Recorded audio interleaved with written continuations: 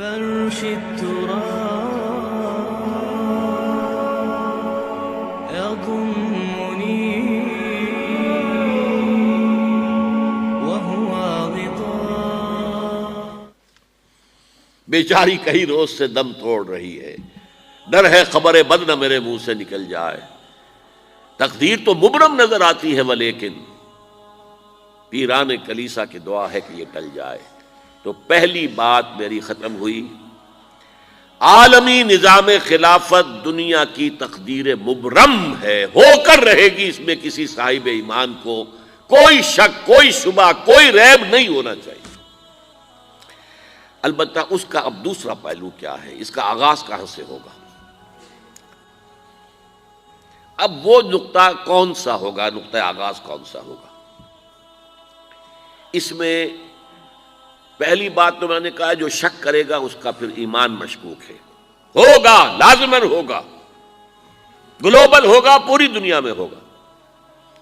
کہاں سے شروع ہوگا اس میں آپ اختلاف کر سکتے ہیں، لیکن مجھے تو دو حدیثیں تو ملی ہیں جن سے یہ اندازہ ہوتا ہے کہ یہ اس مشرقی خطے سے ہوگا، عرب کے مشرق کی جانب کسی ملک سے ہوگا، کسی خطے سے ہوگا.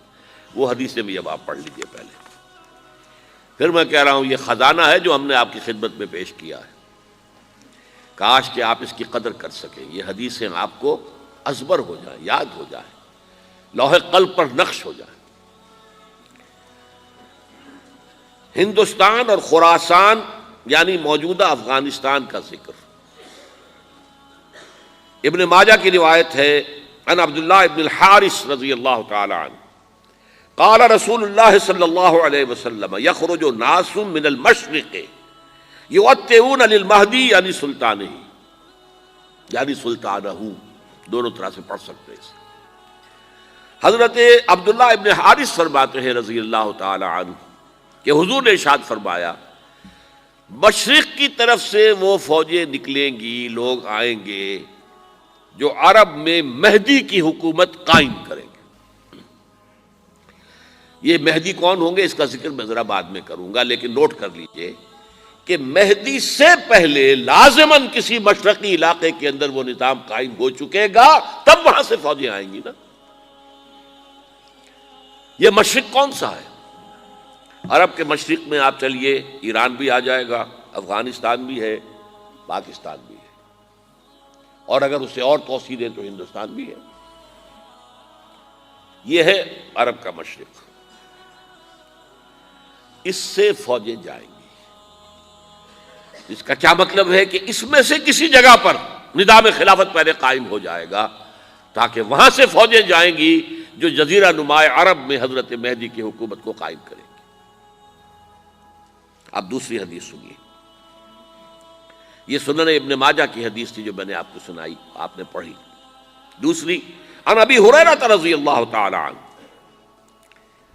یہ ترمذی شریف کی روایت ہے. قال قال رسول اللہ صلی اللہ علیہ وسلم یخرج من خراسان رایات سود لا يردها شیء حتی تنصب بایلیا.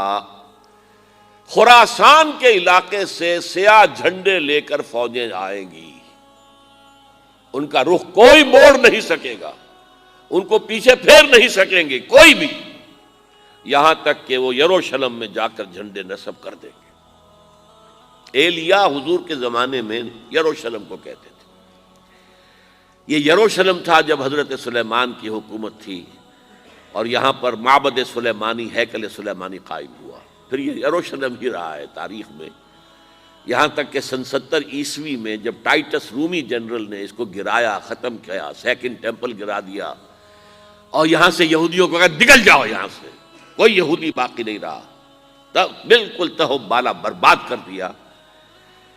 اس کے کوئی 150 سال بعد ہیڈریان، رومن ایمپرر ہیڈریان، اس نے پھر دوبارہ آباد کیا اس شہر کو.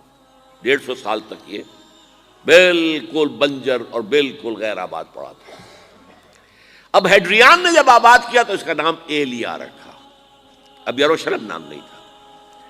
تو حضور کے زمانے میں پھر اس کا نام ایلیا تھا. اور اب اس سے کیا معلوم ہو رہا ہے کہ یہ یروشلم مسلمانوں کے قبضے سے اس وقت نکلا ہوا ہوگا. ایک دفعہ پہلے نکلا تھا، سن 1099 عیسوی میں مسلمانوں کے ہاتھ سے نکلا. کروسیڈرز، عیسائیوں نے آ کر اس کو قبضے میں کیا، لاکھوں مسلمانوں کو مارا، قتل کیا. اس کو 1187 عیسوی میں واپس لیا ہے. کس نے لیا ہے؟ صلاح الدین ایوبی. کرد، عرب کھوکھلے ہو چکے تھے، عربوں نے کھویا، واپس نہیں لے سکے. بہت حکومت کر چکے تھے، 400-500 برس کی حکومت کر کے، اور ان کے عیش اور ان کے آرام، اب ان میں جان نہیں تھی کہ وہ واپس لے سکے. واپس لینے والا گرم کرد خون تھا، صلاح الدین ایوبی. تو گویا کہ اب آپ سمجھئے کہ 88 برس تک عیسائیوں کا قبضہ رہا یروشلم پر. اب 1967 میں یہودیوں نے قبضہ کیا ہے، اور اب 38 برس تو ہو گئے، 88 نہیں تو 38 برس تو ہو گئے. لیکن وہ دور آئے گا کہ اب پھر لیں گے. لینے والے عرب بھی نہیں ہوں گے، خراسان کے علاقے سے فوجیں آئیں گی. یہ خراسان کیا تھا؟ ایلیا تو میں نے آپ کو بتا دیا، یروشلم کا نام ہے. خراسان اس زمانے میں ایک بہت بڑے ملک کو کہتے تھے. کچھ حصہ پاکستان کا بھی اس میں شامل ہے، کچھ حصہ ایران کا بھی ہے. ایران کے اس حصے کو اب بھی خراسان کہتے ہیں، وہ ایک صوبہ ہے. خراسان ایک صوبہ ہے ایران کا، چھوٹا سا. پاکستان میں خاص طور پر یہ جو علاقہ مالاکنڈ ایجنسی کہلاتی ہے، اس سے اوپر جتنا علاقہ ہے، اور یہ جو واخان کی ایک پٹی آتی ہے اوپر، واخان افغانستان کی ایک پٹی سی دم سی چلی آتی ہے جو جا کر چائنا کی سرحد سے مل جاتی ہے. یہاں سے لے کے یہاں تک یہ جو مالاکنڈ کا وہ درہ ہے اور پہاڑ ہے، یہ بھی خراسان کا حصہ ہے.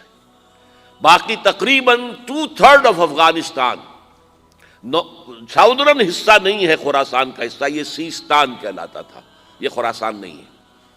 لیکن یہ کہ اوپر کا 2/3 آف افغانستان، اور اس کے ساتھ یہ جو عرب، جو اب یہ ترک ممالک آزاد ہوئے ہیں سوویت یونین کی ڈسولوشن کے ساتھ، یہ سارا علاقہ کہلاتا ہے خراسان بزرگ، دی گریٹ خراسان.